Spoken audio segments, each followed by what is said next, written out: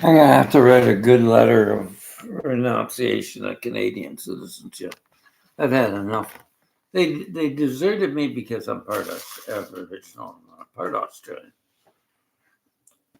There's a lot of things I don't like in Canada, but I like in Australia. The music's getting better. What else do I like? I've always liked Australia. I like their education. It's not like Canada. I don't like their healthcare. It's rubbish. My cousin doctor. And I don't like Canadian psychology, like psychiatry. If that's an indication of psychology in Canada, that's an indication of mind hack. Jordan Peterson.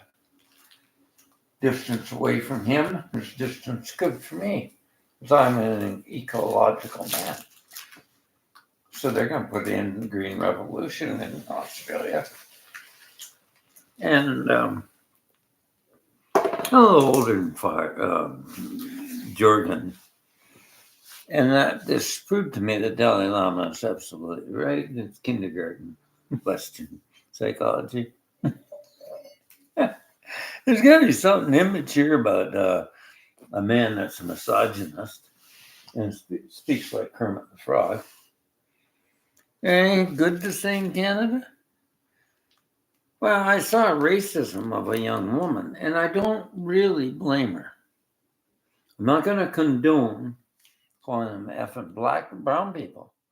But there's so many of us that were coming over here with no skills, no education, and taking up our jobs and buying our property and making money. Now, that brings in racism and no assimilation. That's another thing. Australia, we allow people into the country. You're welcome to come in, and you come in on a port score. And that's the way it should be. I've been getting people money into Canada with no point score, and the government is not taking it. And leave me alone. I'm not letting you in. I hear you knocking, you're not coming in. I don't want any more immigrants in. That sounds like racism.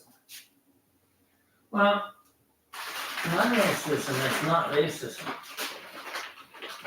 I believe in law and order. And I see why we've got this manosphere and this hate. I'm really starting to see it clearly, not justifying hate, but I'm justifying the cruelty of women. I've had a lot of narcissistic abuse, so I don't support your shelters. I don't support religions. But does that mean I'm ungodly? No, I'm a spiritualist. I sort of feel like interfaith might be better, because I've seen the problem of duality. I've seen the problem of schools and camps. So I studied Reiki, and I studied Qigong, and I studied many energy systems, because I don't want to get polarized into one way and get into the dualistic system. So I'm Aboriginal Irish descent. As I say, Ned Kelly did say such his life. I don't believe the Queensland Chronicle. I believe New South Wales and Victoria, and I believe in South Australia. I don't know what it is with these Victoria. When I hear things up there, it sounds libertarian. Australia is a social democracy. And when the vote came in for yes, people were saying, maybe we'll move to Canberra, because there's some more vote going there. There's more women voting for it. I like the freedom of women's rights. Good law, good order. I don't like guns. In a country, the coppers have the guns. And we rely on police services to protect us. Pay the law, pay taxes that goes to education, not fossil fuel companies. That's the way Canada's going. The taxes are so high here. They're not high in Australia. I like paying for things I believe in, like good Australian values, children getting education, and good lives and good families. That's the way I feel about Australia. I noticed that when I was there. I saw the problems. It was sort of going Japanese, and it was getting away from the vinyl record industry. So they came in, do you want a MBA business? Well, I'm on an MBA. I want a degree in music business. So I saw a good music industry here. And it went down. It was Zuckerberg. And stream music and metaverse and all this junk came out. But there's good music everywhere, but it's not getting discovered. And I can remember when music was good. There's these little speakeasy places in your towns and your villages and your cities. They had these boutiques that you could go in and listen to good music on vinyl and discover it. It was an exploration of a journey into music. Record covers sold art, sold the music. And it was making music progressive. Like, there's a good jazz and blues scene in Melbourne. And all over Australia, there's different styles of music. Western, country western is common. Rock and roll. But the music here, it's gangster rap and criminal music is just stuck. I remember in the 1970s, they had music. I was not elevator cars. The music was sort of ducky for a while. Bubblegum rock. Surf was pretty continuous until Pet Sounds came out. Progressives. And the Ramones came out and punk rock and stuff. And it was a progression, a rebellion away from the norm of one style of music. But I just look at what's wrong with music systems. Nick Drake is an example of he couldn't accept the change. So I read Levington, Mystic Brain on Music, the neurology of music, and how we get conformed to certain rhythm, certain nuances of music, and how it progresses. Well, that was always vinyl. It was always vinyl. I heard so much progression. And it's like getting married or meeting a woman and you're not sure about her. But she grows on you, You're attracted to her, nice cover, nice body. But a lot of women you never know. Well, music's that way. You see a nice record cover. I'm going to take it home and try it. I got an argument not an argument, a discussion about this. He says, take the art home, put it on the wall, and see how it resonates to you. So he has so many paintings. He might not get his art back. He's an old man, he doesn't care. He's in his 80s. He's not worried like you. But he is right. You don't like it, bring it back, and I'll give you another piece of art. We don't resonate with music. When AC/DC came out, it was so radical. And it wasn't resonating with me. It took me years to really get to really like it. And a lot of music has been evolutionary. It grows on you. So how many times do you have to read a book? I love Audible because I read the book about 6 times, audio books. I read The End of Growth. I read Myth of the Normal. I like those books. And they resonate on you in audio format. Well, music's the same way. It's a ritual of a fine quality turntable. A fine quality cartridge, moving coil or moving magnet is really high quality. Put the needle down after you clean the record. It's ritualistic like cooking. And then you listen to it, side one. And then side two. Flip it over and listen to it. Go away from it. Listen but again. It's growing on you. These rhythmic elements are different. There's something different. I'm not used to it. But now, the whole system's just shoved on us. It's shoved right up our butts. I talk to young people, I think they don't know what the music is. So I look at their music, it's try this. This is a new album out, but where did you find it? Well, it had some foundation and some older music. It was fitting that hour. See, they don't have a foundation. That's what's wrong with the music system. And it's made it hard for up and coming artists to really get out and do something different. To be progressive in the music system. Make change.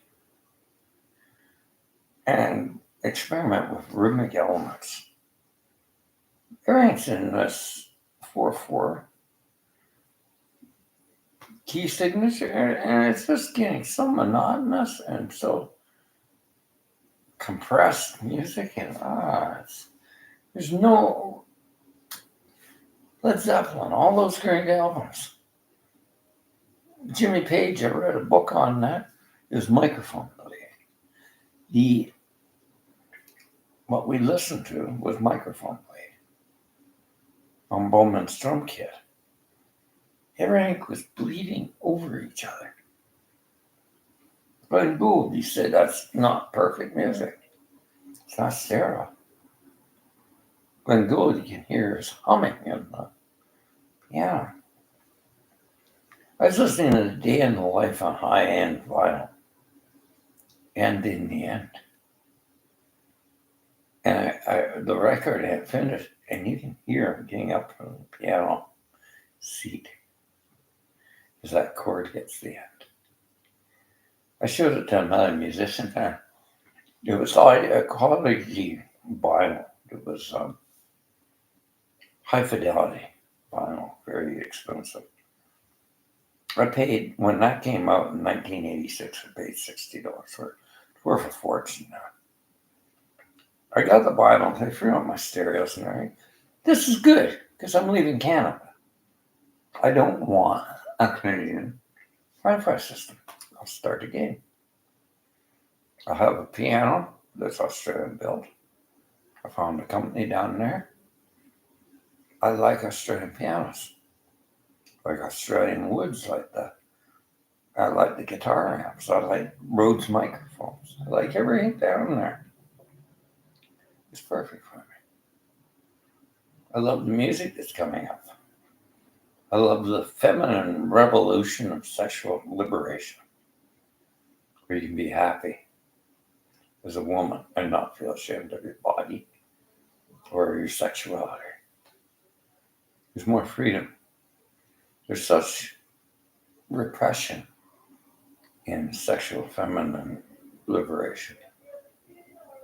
And we're destroying our culture with that. Women are more free sexually. And they just feel more, they like sex. They're normal. They don't have to be ashamed of their bodies. And that's liberation. My friend went to Australia. She really enjoyed herself. And she was feeling sexually liberated. And they thought she was disgusting because Sarah says, look at that conscience on that mic. She's a young woman. She likes a guy in a Speedo. And she likes that. Look. So she's very liberated, feminine, expressing her sexuality. That it's not pornography when you don't have shame.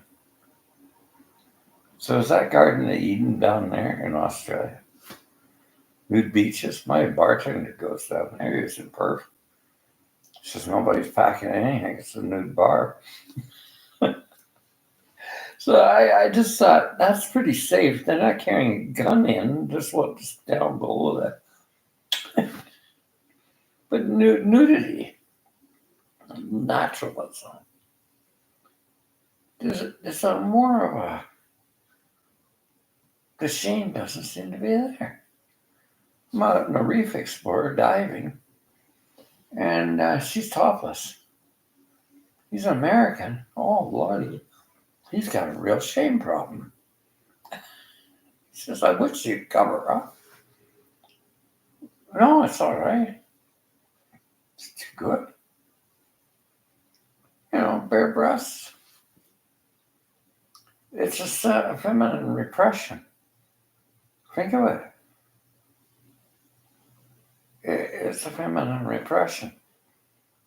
Now, Australian doctors tell women to solo sex or masturbate.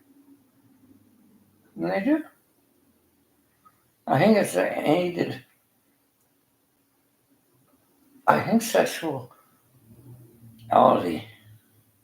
when a woman's alone or she's going through some sort of trauma, she's self-regulating. She's releasing a lot of oxytocin and feeling better. You know, I was meeting women on Australian websites, and they just want to masturbate and talk. Is it sick? No, it's just the way they are. And there was no shame. And they said the doctors told them that it was healthy. And my mother was Australian. She never told me these things.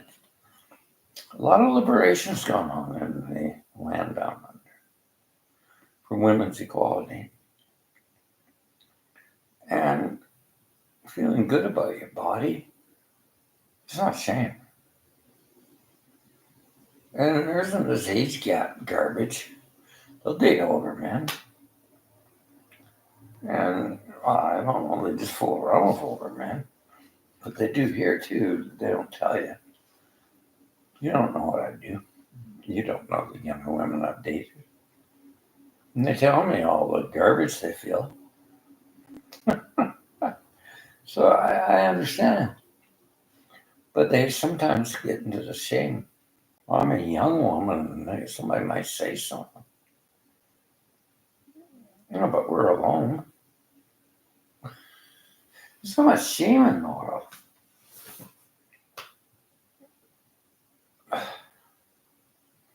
I listened to her on there. She's an old girl, and I just got sick of them. You don't sit upright, the old guys, you know, trim your hair in your nose. I don't want to eat you. Good. Fine. I don't want to really date you either. You're too old. Too old, and you're running us old men now. But you go into a bar and there's some nice young chick hitting on us. What the hell? Am I going to refuse anymore? Am I going to refuse anymore? But my buddy says it's so wrong. You should date your old age. Go away from them and leave them alone. That hurts like. I'm getting sick of this. People making up my mind. She was hitting on me, but she's only in her 20s, Greg. Who cares? As long as she's happy. And I'm not sexually raping her. She's doing that to me. She's just drunk and a bit free. what the hell? But here's a guy coming into my space when I said this, and he's getting offended. Stupid idiot. Jerk. I met a few Americans and Canadian jerks here. I'm tired of Canada. Stupid.